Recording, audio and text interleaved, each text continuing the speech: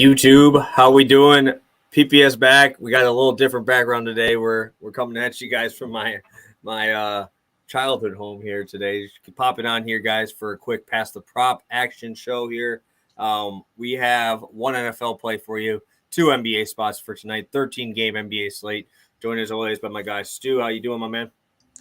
I'm doing great, man. I'm doing absolutely great. We've got a full day of sports today. We got football, we got World Cup, we got basketball, and then we got obviously NFL to end this weekend on Sunday. So a lot of stuff to bet on, a lot of angles. I don't know about you. I spent a lot of time not watching sports these last couple of days, whether it's Thanksgiving, catching up with family.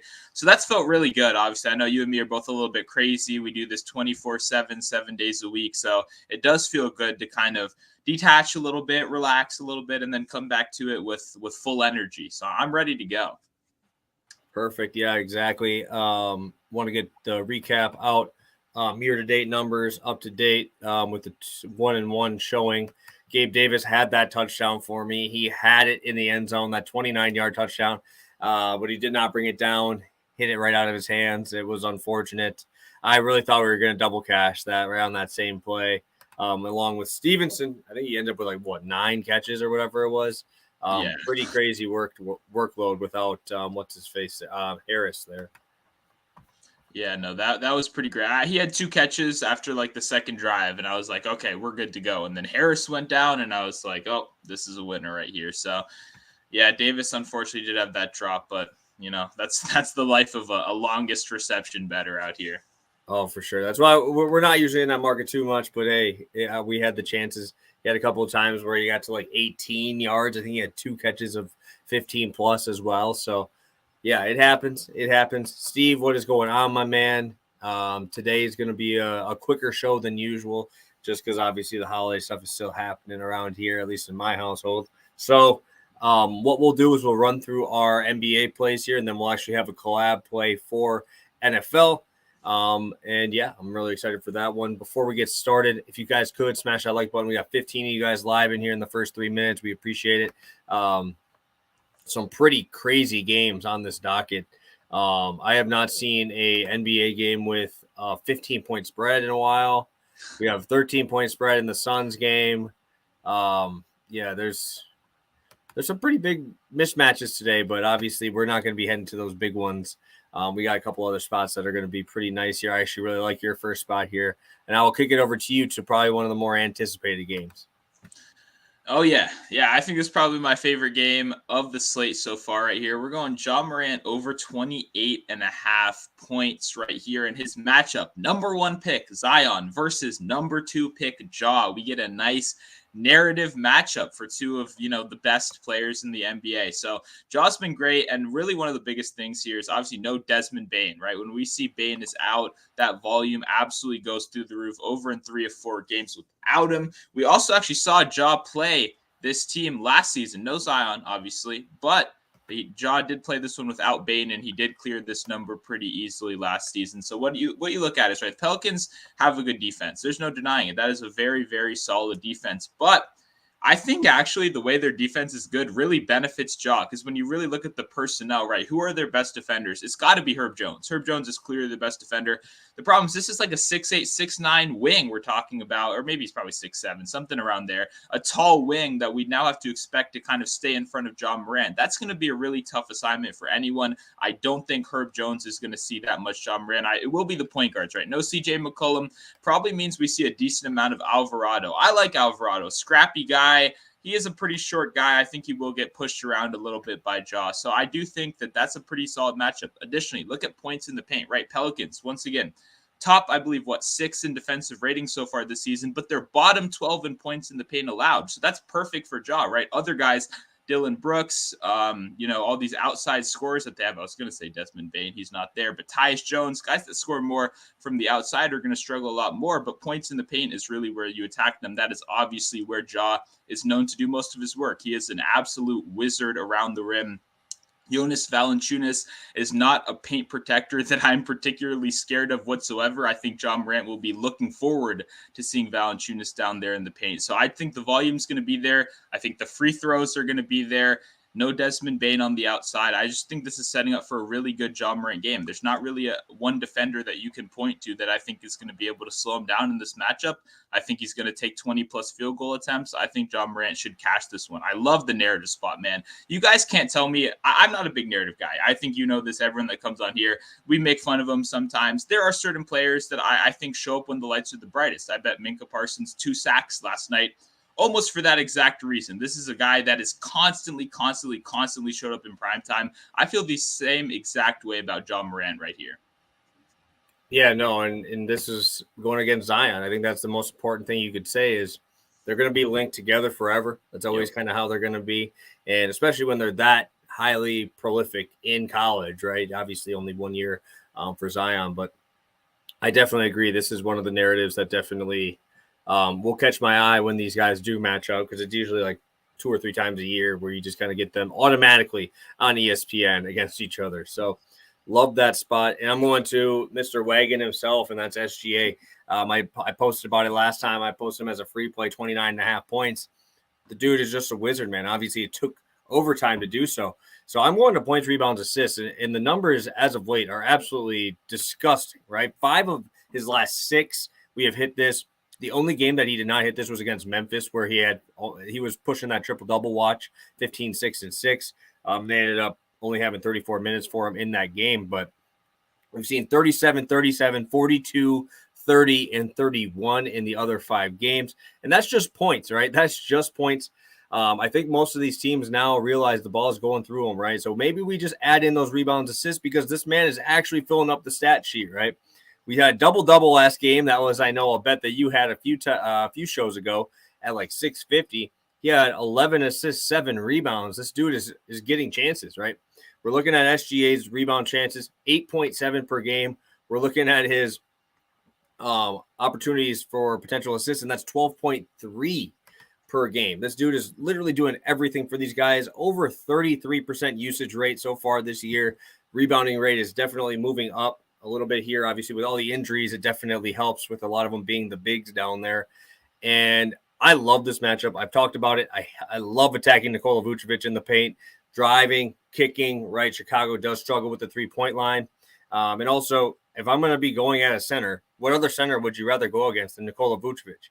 Really, this dude has no ability to block shots.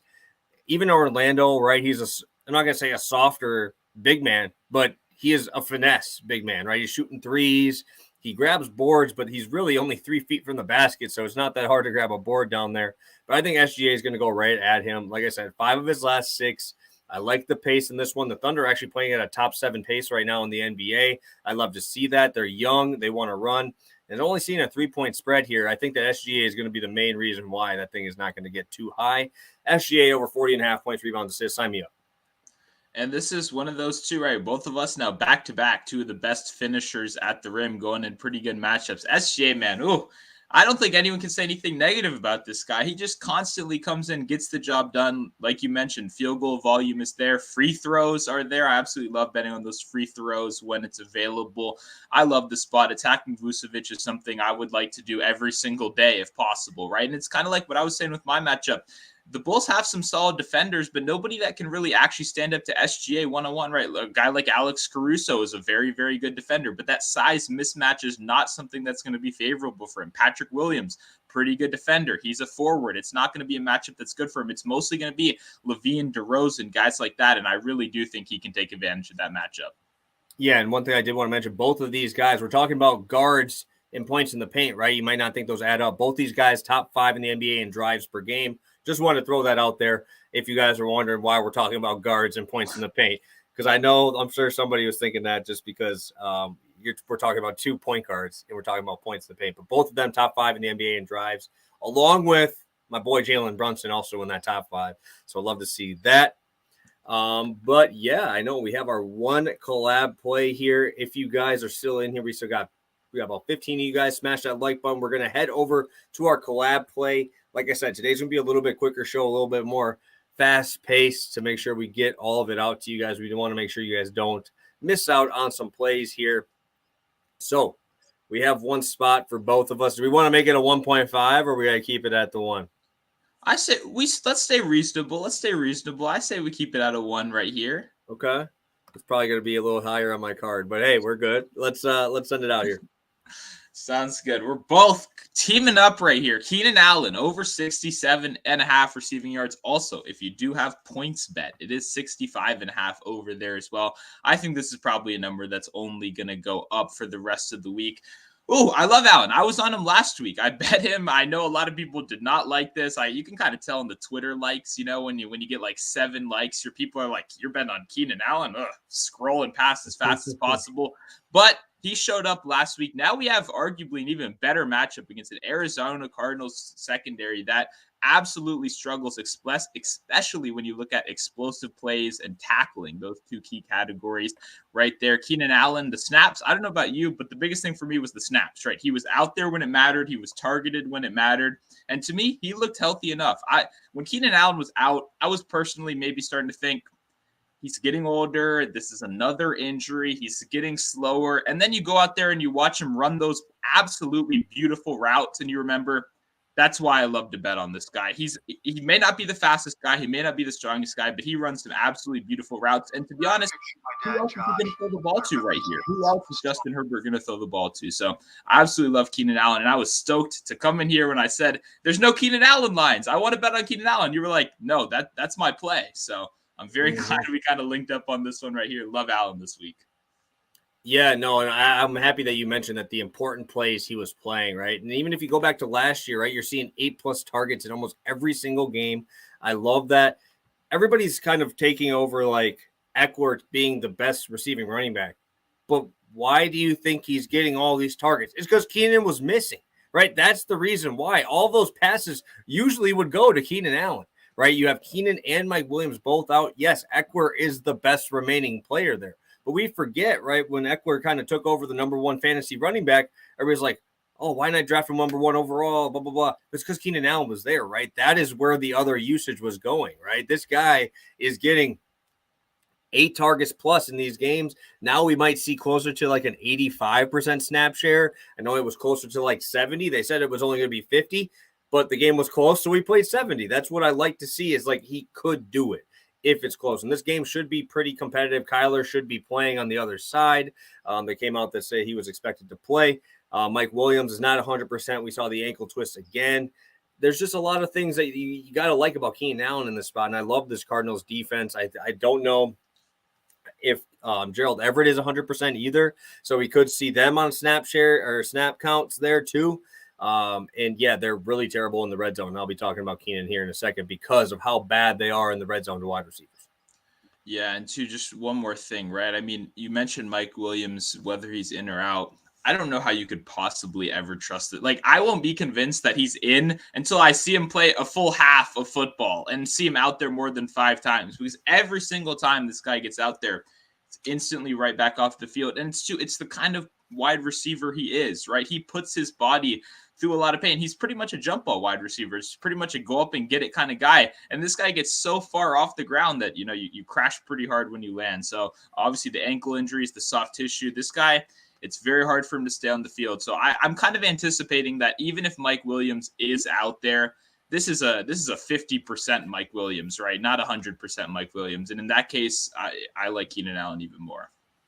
Yeah, no, for sure. For sure. I mean, it would, like I say this every time we have plays that we're kind of close to. We don't talk until about 5 minutes before the show. So that's definitely encouraging to have that where we're both kind of feeling that same spot. And let's do our quick recap here, and we'll get to our touchdown parlay to come up here. I'll have to grab that line from you in a second when we post it up here. So let's do a quick recap. I'll send those over to you here first.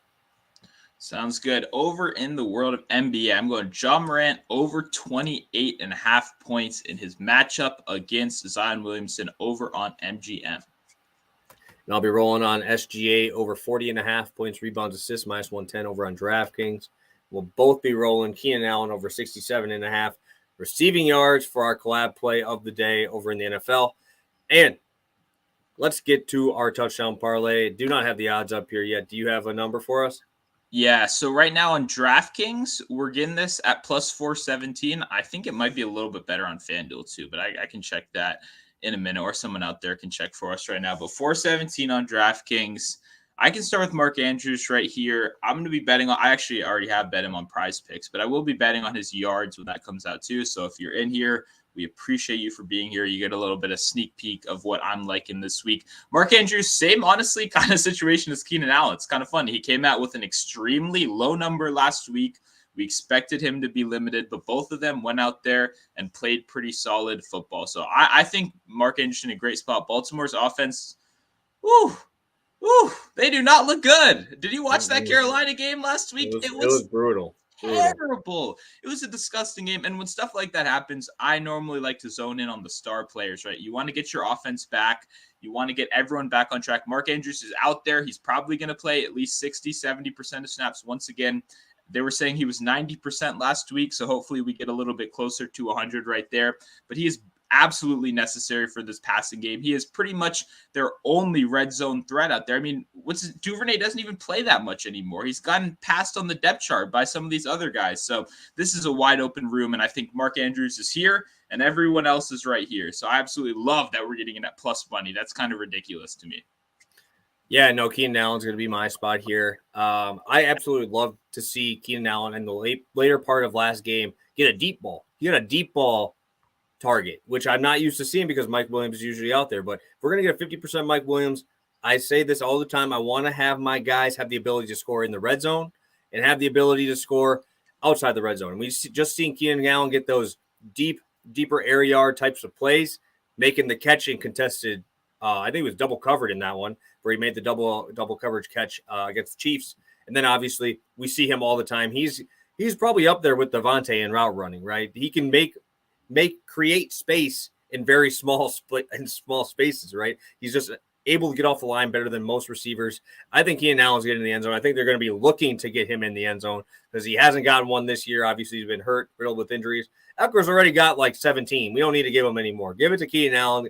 Let him do a little dance in the end zone. Let's get him going here. Keenan Allen, I think plus 125 or 130 is a little bit too high for me. Yeah, I agree. I think both these guys realistically should be closer to even money. I do think Allen, especially if Williams is out, right, that would be huge for him in the red zone specifically, just because he is such a jump ball guy. But even if he is in and we can see he's not 100%, then he'll serve as a decoy, which is even better for Allen. So love both these guys right here. Beautiful. Yeah, I absolutely love this spot for both our guys. I think 417 is nuts for these guys. Imagine if they were healthy all season. This would probably be like plus 250, plus 260, and we're getting almost 4-1, almost 4.5 to 1 for that spot. So we're at 18 minutes. We're trying to stay in that under 20-minute mark around that time. Stu, we got some bangers today. NBA, NFL. What do you got for the people before we head out today on this Black Friday today? Yeah, well, I see Jay in there in the chat. Almost Commander's Day. I completely agree with you right there. It is Commander's Day right here coming up. You're going to want to get that bet in. I already posted it, like I said, over on Pickett at -3. I posted the whole write-up a week ago. So you want to go in there. You want to follow me on Pickett. Use code PTP. Follow both of us. Get between $3 and $100. It's free money, and you get all my Commanders bets. Besides that, we are both on Twitter. I know you have a play of the day video that I just checked out before we got on here live, and I love that play. So you guys are going to want to check out his play of the day video. And I'll have tons of stuff on Twitter. I mean, we have so much stuff this weekend. I'm going to have tons of NFL, NBA, college football, all of the above over on Twitter. So that's where you can find all my stuff. For sure. Been on a little heater with college basketball as well. I mean, there's so many games. Game started at 10. We already got a bet on the Ole Miss game that started at 10 a.m. Like, it's just one of those times, right? Feast week, so much stuff, so much action. Make sure you follow both. Let's turn that notification bell on too when we do it. Even if we say some dumb stuff from time to time, we'll get you out those plays here. I think it's going to be awesome. Obviously, the World Cup is coming up shortly here with the United States action here. It's going to be very, very exciting. I'm hoping we could see a pretty good matchup here with England and United States. I kind of lean it not to be like that, but hey, we'll see. You got a prediction? What is Monotone Football's football prediction? We're going England 3, United States 2. It's a nail biter. I almost said 1. I extra little bit of confidence is getting us to 2 right there. But I hope we win. I do hope we win. And hey, I'm a World Cup sharp. I was just telling you before, I hit a goal scorer last night. I'm thinking we're going to run it back. So once I learn the names of the players on both teams, and maybe I'll even hit you guys with the goal scorer bet. We'll see what happens. Oh, I love it. I'm gonna say 2-1 or 1-1. I don't know if they're gonna get a result, but I think 1-1 is definitely in the cards in this one. 2-1 or 1-1 here. I lean England if it's a 2-1 match. But thank you guys so much for tuning in. You guys are the best. Like I said, 3 plays out for you guys.